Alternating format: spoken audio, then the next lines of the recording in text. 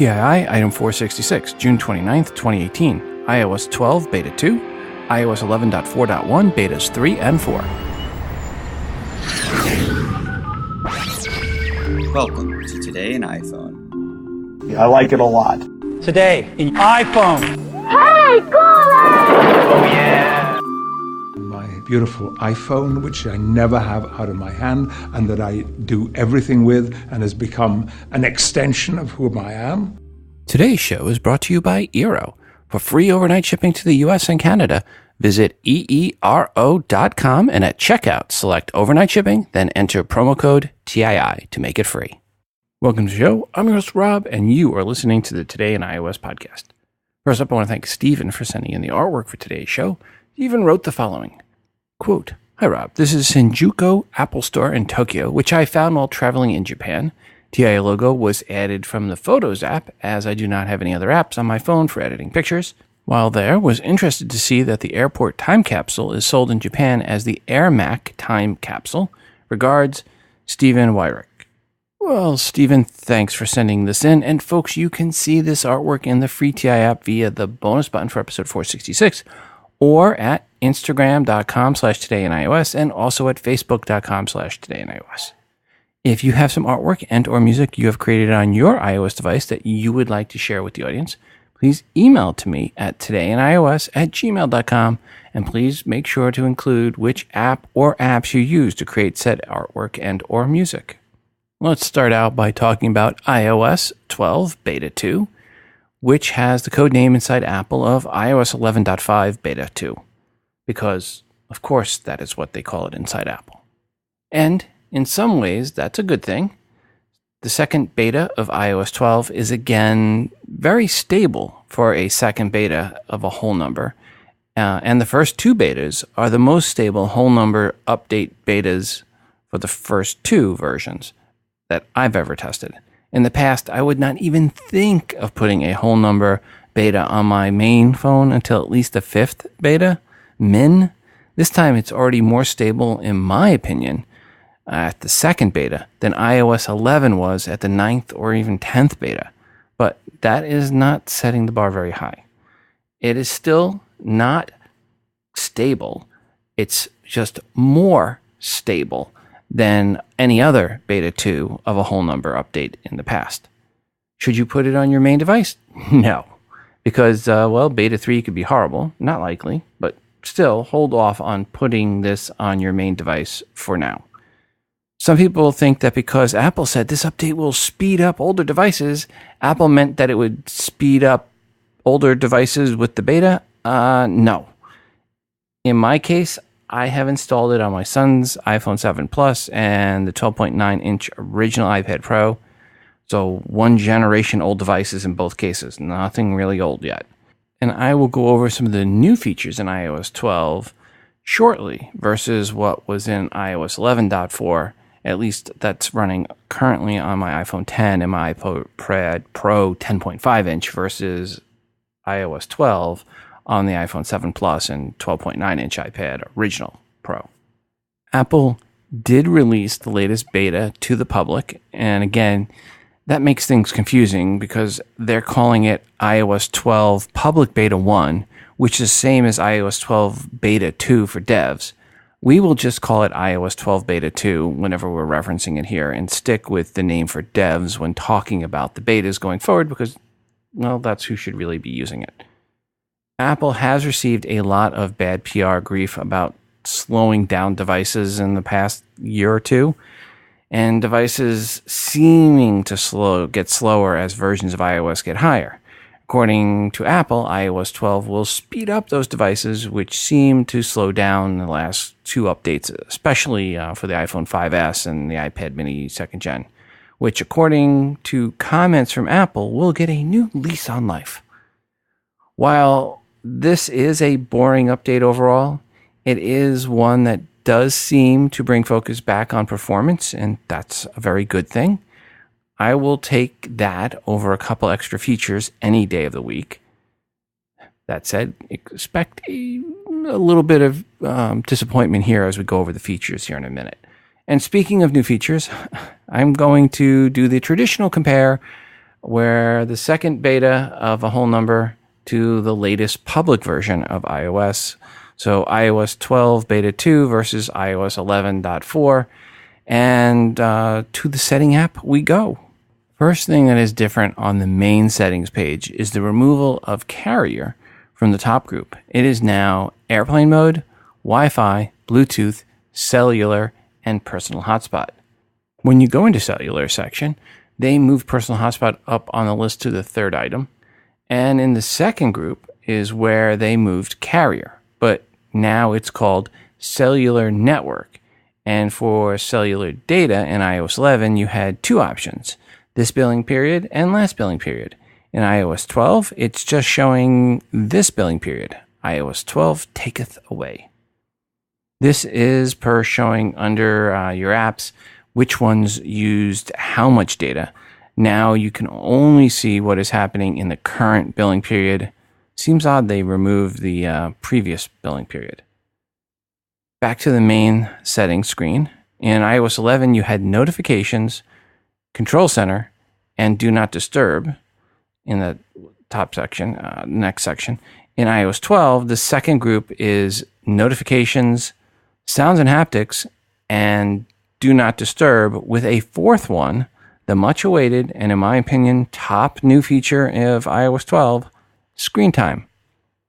Control center is moved down to the third group, which is where sound and haptics was, so they switched groups. Apple's reasoning for the move? Yeah. But before moving into that third group, let's go over screen time, which when you launch it, you get the option to set up as a parent or just continue. Continuing as a parent, you get to set a different parental passcode, which obviously you're going to want beyond the main one that the kids are used to unlock. You can select downtime, for example, from 9 p.m. to 7 a.m. for your kids' devices. Then you can set up app limits. For example, you can set an hour time limit or 45-minute time limit per day for games. Then set an hour for entertainment and social networking combined. Then you have the option to set which apps are always allowed, like phone and FaceTime and the TII app, because you don't want to limit that one. Plus, any apps needed for education and schooling. And finally, this section has content and privacy settings. Restrictions from general in iOS 11 has been moved here in iOS 12. Okay, back to the third overall group on the main settings screen. As mentioned, Control Center was moved down to the third group, and there are two new widgets. One is hearing, and one is scan QR code. So if you go into Control Center, they're one of the two new widgets that you can do is hearing, and that, well, scan QR code is that one's pretty obvious, but hearing, this one lets you live stream audio from the mic of your iOS device to your Apple AirPods. So if you have an issue hearing, and you're hearing impaired, have some issues there, you can use this to boost the audio, or, and I'm sure no one would ever do this, you could turn it on, leave your phone in the conference room, walk out to get something, and hear what people are saying in the room after you leave. Again, I'm sure no one would ever use it for that purpose. Nope, never going to happen. The next group in the settings remains the same, and that's the iTunes and App Store plus the wallet and Apple Pay. Nothing changed there. The fifth group, or which I guess is the first-class citizen group for apps, has the settings for the more important native Apple apps, which I guess is the reason why they separated them and put them above the other ones. This is where you have the settings for mail, contacts, calendar, notes, reminders, phone, messages, FaceTime, maps, Compass, Safari, and news. And they're all located there. And all of them stayed first-class citizens. Nothing moved out from that group. But they are joined by a few new ones: voice memos, measure, and stocks. For voice memos, you have the option for audio quality between compressed and lossless, and the default name between location and number. There is also the standard Siri control options. For the Measure app, you can switch between Imperial, i.e. English, and metrics. I can remember when I was in elementary school and we were told, this is in the mid-70s, that we were going to be the generation that switched from English to metric system, and they were starting with us. Not so much. For the Stocks app, which I would have told you already had been in there and had controls available, and I would have been wrong, it gives you the standard Siri controls, plus ability to turn on and off cellular data, and there is privacy info in there for settings, and that's a big yawn. The next group of second-tier citizen apps remains the same as with iOS 11. Let's go to the general section in settings now. And this is where a lot of the good stuff in the past has been hidden. First up, the home button option is right above accessibility now. But strangely enough, this is not the same home button options that are in accessibility. This is just about the haptic response you feel when you press the home button. Strange for them to add this. If you go under software update, there is a new option, automatic updates, and your choices are on or off.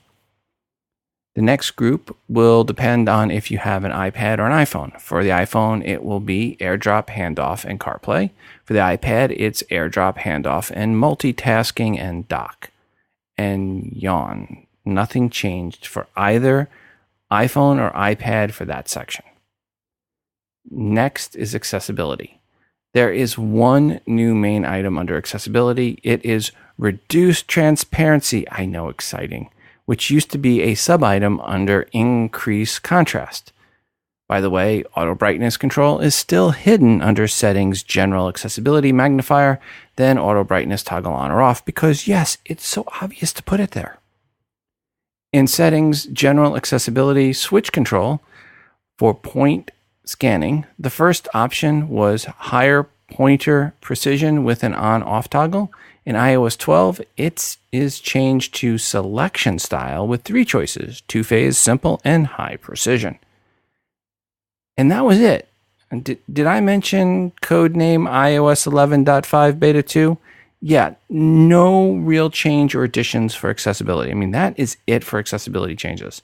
And without a doubt, that is not something I have ever said about a whole number update before, that accessibility had basically no changes or so minor changes that they were, excuse me, I gotta go get some coffee and wake up type changes.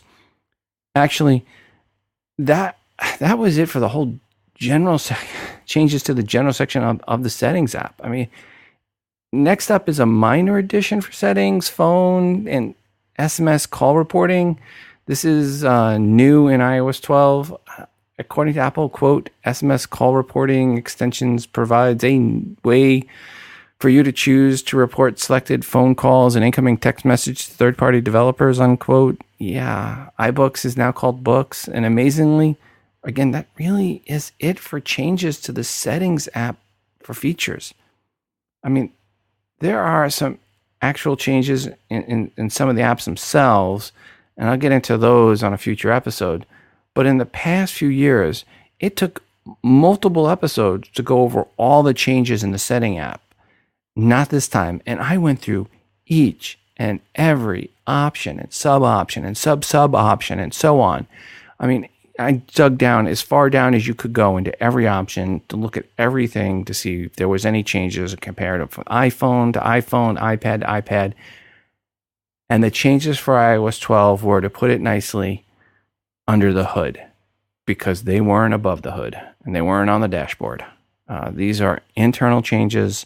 These are not exciting changes. Now, again, that's not a bad thing, except if you're trying to find content for a podcast to talk about something. But otherwise, it's not a bad thing overall. I think we're not going to have the issues we had with iOS 11, where there was so many betas and it was so unreliable and was so flaky. And then iOS 11.1 should have been iOS 11.0. And, again, this is really like iOS 11.5. It's not really like 12.0. It's not that big an update feature-wise. Now, if you are testing the beta, public beta, or if you're doing the dev beta test for iOS 12, Let me know your thoughts. Do you agree with me? Disagree with me? What are some of your favorite new features? If there are features, multiple, that are favorite, give us a call, 206-666-6364. That's 206-Moondog. Or shoot an email to todayinios@gmail.com. Today's sponsor is a product I absolutely love and allows me to get the fastest Wi-Fi at my house with the best coverage everywhere.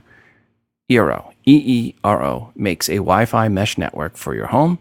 And we made our mesh network even meshier last month when we added a third beacon to our mesh network. Now we have a base unit on the south side of the house on the middle level, one beacon in the kitchen on the north side of the house, middle level, one beacon in our bedroom, top level north side, and a new beacon on the lower level southeast corner where the kids play video games. The house is fully meshed, and adding the third beacon took less than 5 minutes to set up. Very, very easy. We have a lot of our son's friends that come over for Fortnite squads, where 4 of them are connecting on devices and going off and playing squads in Fortnite. The Wi-Fi speed in our house is amazing, and I would rather they be at our house where we can watch them. So thank you, Eero, for making our house the house. This is the second generation Eero unit, which added a third 5 gigahertz radio. And it is a mesh network just like at office buildings, but now for your home. You only need to hardwire and connect the base station unit. The beacons you just plug into any wall outlet, and they even have a nightlight. If you go to eero.com and enter promo code TII, you will get free overnight shipping to the US and Canada. Again, go to eero.com and at checkout, select overnight shipping, then enter promo code TII to make it free. If you have an iPhone 10, an iPhone 8, 8 Plus, 4K Apple TV, and you want to unlock the full Wi-Fi speed of your devices, get yourself an Eero mesh network for your house. The base station unit sits flat and you power it with their USB-C connector. It is a very nice looking Apple-esque white design. It also has a new thread radio for lower powered devices like my Ring doorbell or other Wi-Fi enabled IoT devices. And as I've said before, this is the best Wi-Fi I have ever tested or heard of. Thanks, Eero, for unleashing the wireless power of all my Apple products. In addition to iOS 12 Beta 2, Apple also released watchOS 5 Beta 2. First, however, let's go into the email bag. Hi, Rob. Was excited to see multi-room support for AirPlay with iOS and tvOS 11.4. I do have a question and comment. I noticed that there was a slight delay between my Apple TV 4th Gen plus 4th Gen 4K. It wasn't that noticeable when walking from room to room, but I'm concerned about them not syncing exactly. Has anyone experienced a syncing issue with HomePods in stereo mode?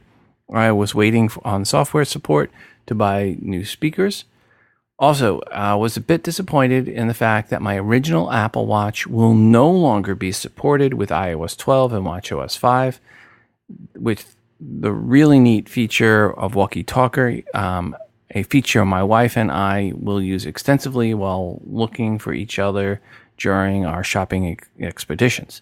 Apple generally supports its hardware for longer than 2.5 or 3 years, and the announcement that the Gen 0 watch was not being supported by watchOS 5 was a huge disappointment, especially given the initial cost.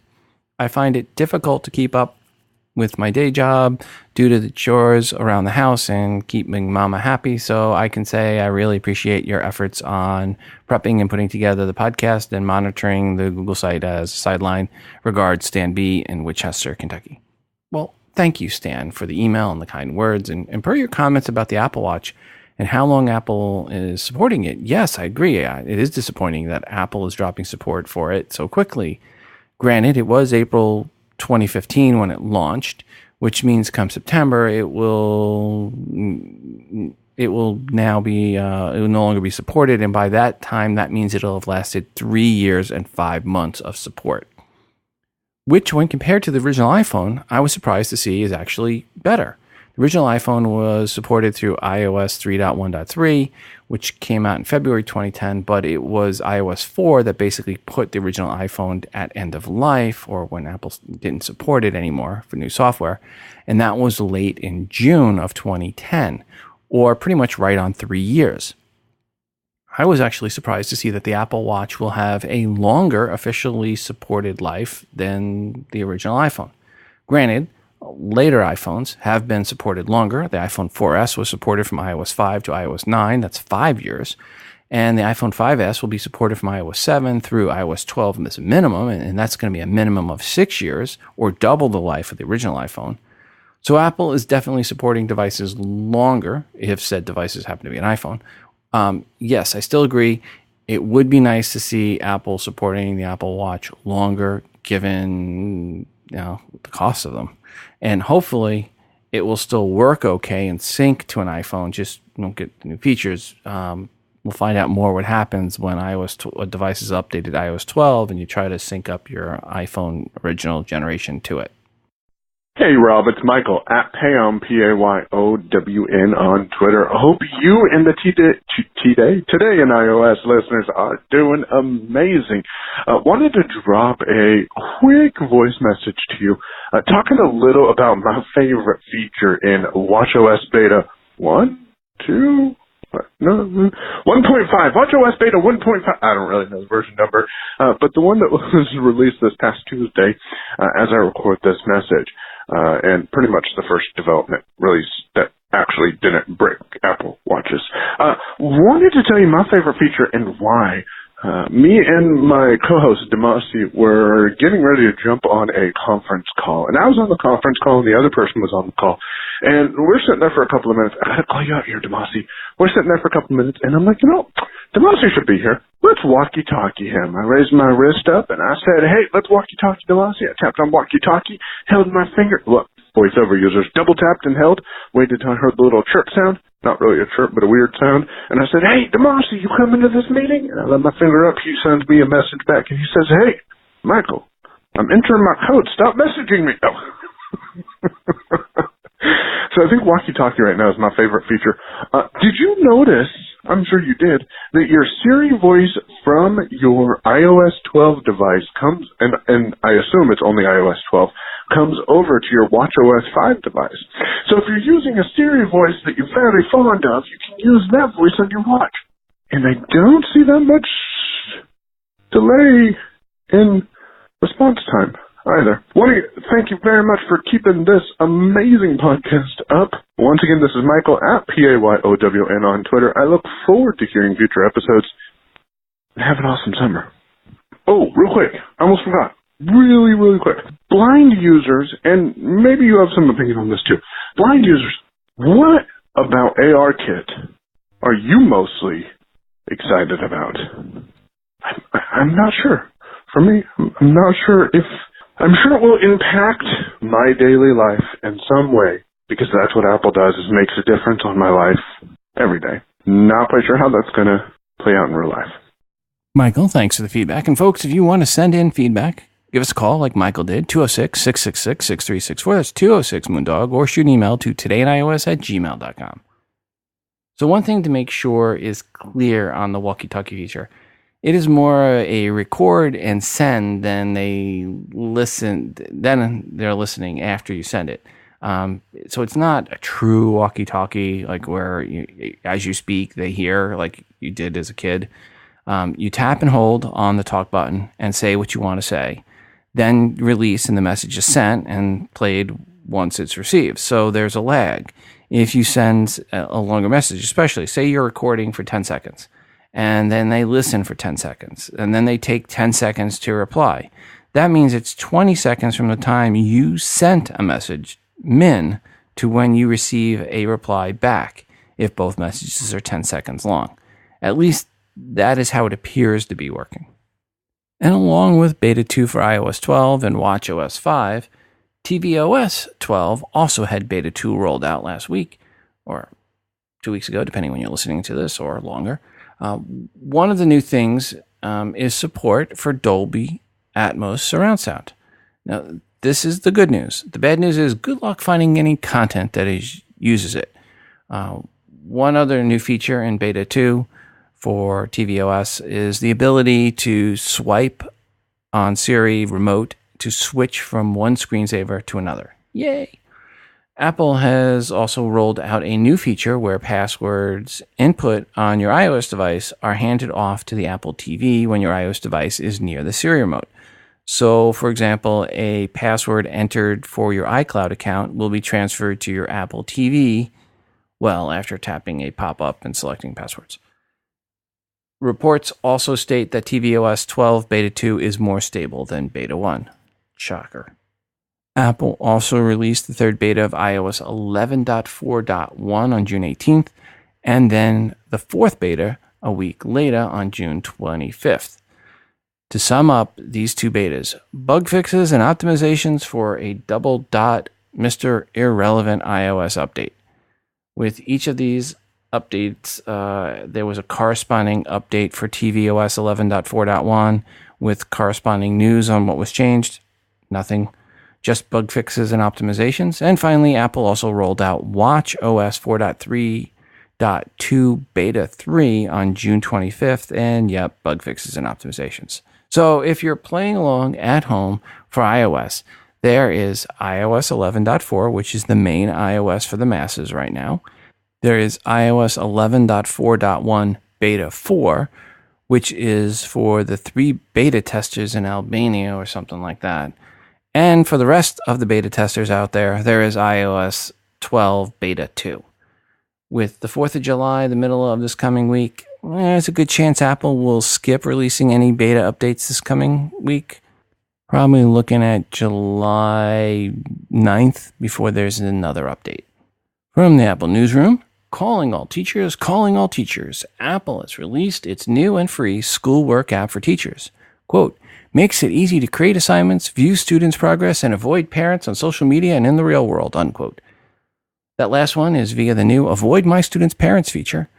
It's kind of like Find My Friends, only the opposite. You just add their Apple IDs and your iOS device will tell you when any of them are within 200 yards. And if you are on Facebook, it will show your status as offline to all of them all the time. The new Schoolwork app is for the iPad only. With the app, teachers can, quote, easily assign a specific activity right within the app to guide their students directly to a challenge or lesson. Schoolwork and the apps supporting it give teachers new insight into how their students are performing, helping them tailor their teaching to the needs and potential of each student, unquote. Link in the show notes to find out more about this app and the Avoid My Students' Parents feature. And if you are a teacher and you download this and start using this, give us a call, 206-666-6364, 206-MOONDOG, and let us know your thoughts about this app. Apple this past week also announced that they have launched a new 2018 midterm elections section in the Apple News app. From Apple, quote, Apple announced a new 2018 midterm elections section in Apple News, providing a new resource for timely, trustworthy midterm election information and helping news seekers access the most important reporting and analysis from a diverse set of publishers. 2018 midterm elections section helps readers follow the latest on the elections with breaking news, exclusive highlights, and analysis from reliable sources selected by Apple News team of experienced editors. Readers can quickly get up to speed on the most relevant topics and candidates by accessing the news section in the Apple News app from a banner across the top of the For You tab, as well as through the top stories and the Spotlight tab, unquote. This section is available to readers in the U.S. and will be available through the 2018 midterm elections that happen in November. For those of you in Poland, first, thanks for listening to the show. And second, good news, Apple Pay is launching in your neck of the woods. Initially, Apple Pay will be available with 8 banks, and I'm going to mutilate almost all of their names here. Alor, BG, PNP Paribas, BZWBK, Getin, mBank, Nest Bank, Pikawa, and Raiffeisen Polo Bank. Yeah, I really killed that last one.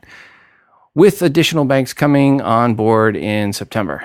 Congrats to those in Poland, and I apologize for the mutilation of the names of your banks. And you can see what banks I'm really talking about if you look in the link in the show notes for episode 466 at todayandios.com. Into the mailbag we go. Hey Rob, I happily subscribe to Apple Music and I listen to it daily in the car. I use Siri to listen to play songs, except when I ask to play certain songs, it will start playing the music video instead of the song. I say, hey Siri, play song such and such, and it will not play the standard song, but the music video version of the song. I have tested it like this, quote, hey Siri, play The Way I Are by Timberland, unquote. Is there any way to stop having it play the music video version of the song? I have Verizon and have been penalized and had my speed reduced. Thank you and keep up the amazing work. Go Royals, regards, AJ. And I'm going to throw this one, AJ, out to the audience. If anyone has had this issue and found a fix to it, give us a call or shoot us an email, todayandios@gmail.com. Let us know what you had to do to get Siri from stop playing the music video and start playing the correct song. To the email bag. Hi, Rob. At work, I have some Outlook group contacts that I send morning emails to. Sometimes I want to send from the iPhone. Is there a way to transfer the Outlook contact group to my iPhone without creating all contacts on my iPhone? Thanks in advance, Nick.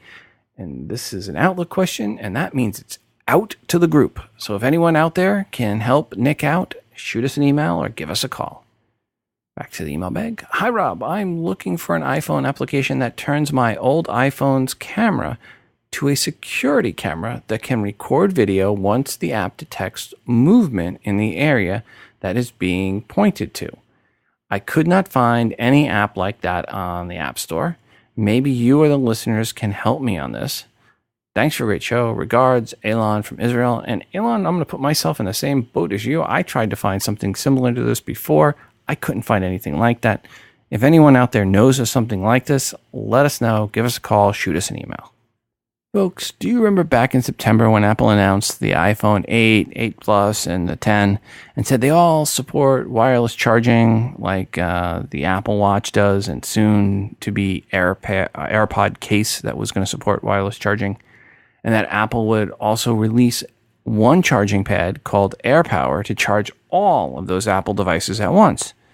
Well, to say Apple is having issues getting said unit out the door is being nice. Some are calling it vapor power instead of air power. And with good reason. At this time, there is no official word from Apple on what went wrong, and even if they will still release said product ever. So we don't know what's going on, where it is. A lot of people are speculating, but it comes down to this. Something wasn't working right, and Apple hasn't released it yet.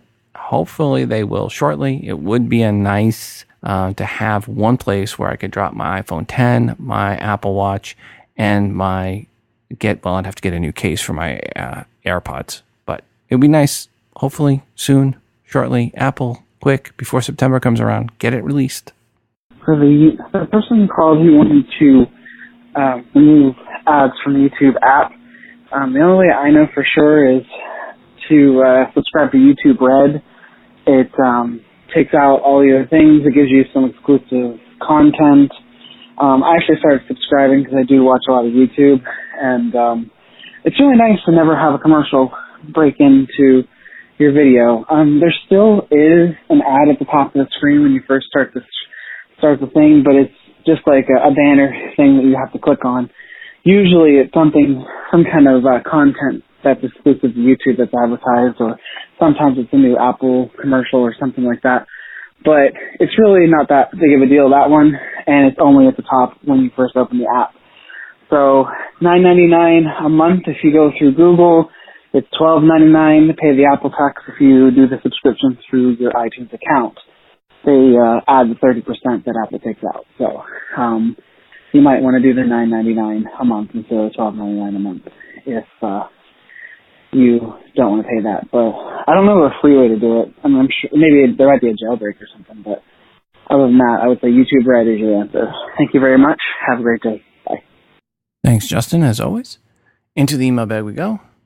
Hi, Rob. I'm writing this after 3+ years of owning a Pebble Steel after you raved about them years ago. Loved getting notifications and being able to change the watch face at a whim, but I got really sick of it losing connection with my iPhone and having to repair it every couple of weeks after getting out of the Bluetooth range.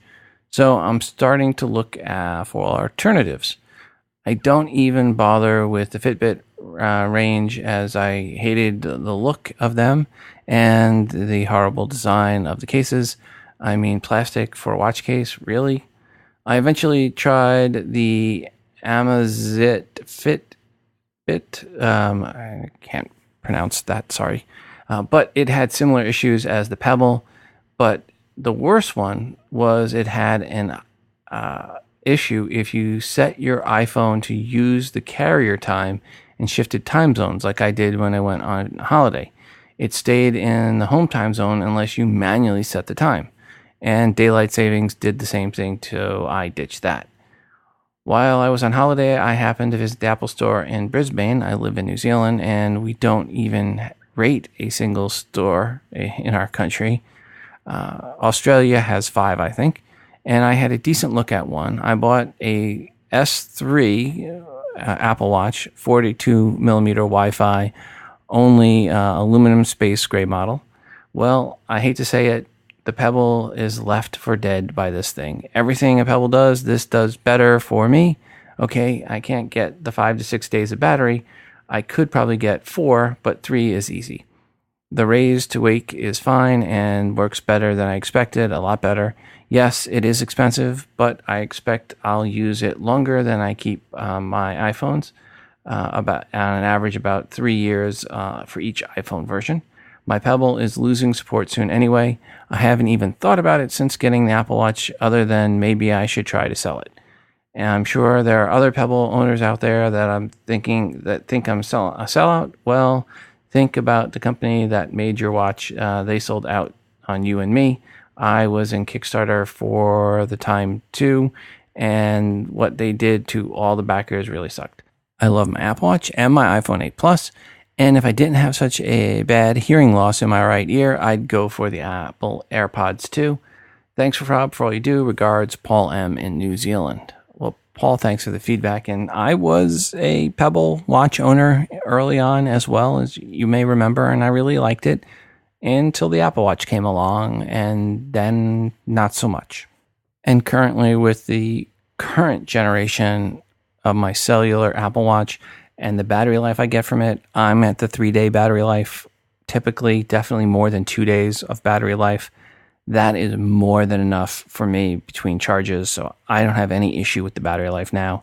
It can easily go 48 to 72 hours between charges.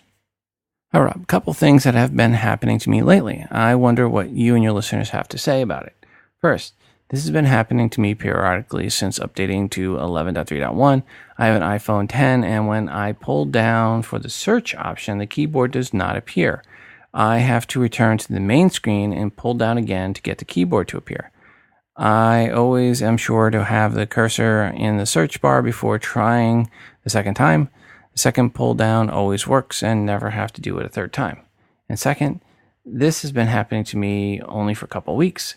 Not all the time, but sometimes when I have contact in iMessages set to hide alerts, the conversation disappears. If I start a new conversation with the contact, the missing conversation reappears.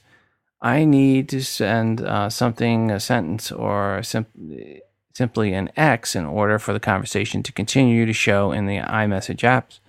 If I send nothing, then the conversation remains hidden. And here's something for Apple to consider. Ever since they removed the video app and replaced with the TV app, there doesn't seem to be a way to easily find whatever movies, TV show, or other videos that I have loaded to the phone. I am actively watching a show or movie or plan to. I like to load it into the phone to avoid loss of signal or get the dreaded wheel of death while enjoying the show.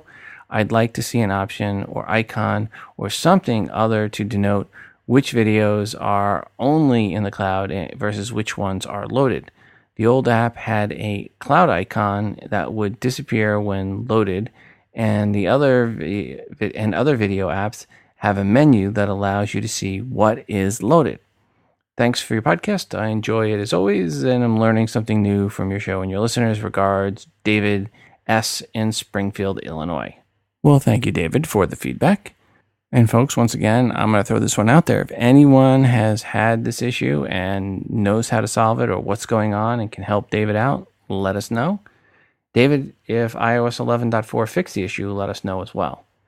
Rob ran into a beta issue I didn't expect. My iPad was on iOS 11 beta, that's 11.4.1, and I decided to try the iOS 12 beta, and I had to delete the iOS 11 beta profile, download the iOS 12 beta profile, made a backup, and I uploaded, and unfortunately, one of the apps I use daily does not work with iOS 12 yet. So I wanted to go back to iOS 11 beta, and I reset the iPad as new, which resulted in iOS 11.4, but I could not restore my 11.4.1 backup because it was newer than 11.4. And the beta website only has iOS 12 beta profile. Luckily, I found a website, iPad Hacks 142, that had the iOS 11 beta profile available for download, which I did and was able to restore my 11.4.1 backup. I think I will remove the profile soon again, and I will be on the standard release and won't have this unexpected issue if I try the iOS 12 beta again. Regards, Rick Sorrow. Rick, thank you for the feedback and for the warning about trying to downgrade from iOS 12 beta to iOS 11.4.1 beta. Hi, Rob. This is Kim from Salem, Oregon, and I just wanted to say my thoughts on Monday's WWDC podcast, because I listened to the podcast when it dropped on the podcast app on yesterday. Anyway, I absolutely loved the video that they had, the little documentary thing. That was absolutely hilarious. Oh man, it was so funny. The video where they were talking about this is the developer and their language. Scientists are still trying to figure it out, and they travel from across the world they migrate to this place at the Apple company. It was hilarious. Oh man, I love that they finally did something for the beginning of the WWDC that was not music and not just imagery and totally boring for those of us who were blind or visually impaired, because this whole documentary thing was hilarious. Oh man. Okay, and for iOS, I really, really, really cannot wait for the Siri shortcuts. That will be wonderful, especially if you can just say, hey Siri, what is this thing? And then it just opens up Seeing AI to the product section, and then you just scan the product. That would be wonderful. And let's see, group FaceTime, that'll be wonderful. Woo! Both for audio and video, so that'd be great. There was something else, I can't remember what it was. There was also the watchOS 5. The Walkie-Talkie thing is kind of cute, but I like the whole exercise improvements. I like how you can start like a walk or something, and it goes, oh, you've started walking. Do you want to log that? And you go, yeah, sure. That'd be great. tvOS, don't really care because I don't have one. Apple TV, I mean. I have the Xfinity X1 remote with the cable box and the remote that has the share-in voice telling you, what shows are coming up, and, you can totally navigate the TV, or the blind can, like anyone else, look at menus and that kind of thing. Anyway, let's see. I also enjoyed the Mac. That'll be wonderful with group FaceTime and all the other improvements. Anyway, but the two big things I'm looking forward to are definitely the group FaceTime and the Siri shortcuts. That'll be wonderful. Oh, it was okay. I was kind of hoping for new iPhones, maybe a big, huge Siri overhaul, because I'm having Siri issues. Like, I tell it to ask to look up a website, and it says, oh, here's some websites, that you're looking for. And it only shows that for like 5-10 seconds. So by the time VoiceOver finishes reading what the website is, Siri has completely made them disappear. It is so annoying. Anyway, that was a good WWDC. I'm kind of looking forward to the September event a little more with more info about what we're going to get next. So, with the iPhone and everything. So I'm planning on keeping my hand for as long as I can. Anyway, hope you have a great day. Kim, thanks as always for your feedback. Do you follow the 3 laws of robotics? Something about obeying people and not hurting them. I would never hurt anyone. Do you obey the 3 laws of robotics? I forget the first 3, but there's a 4th. A smart machine shall first consider which is more worth its while to perform the given task, or, instead, to figure some way out of it. Today's show was again brought to you by Eero, which is by far the fastest and best Wi-Fi I have ever tested. If you go to eero.com and enter promo code TII, you will get free overnight shipping to the US and Canada.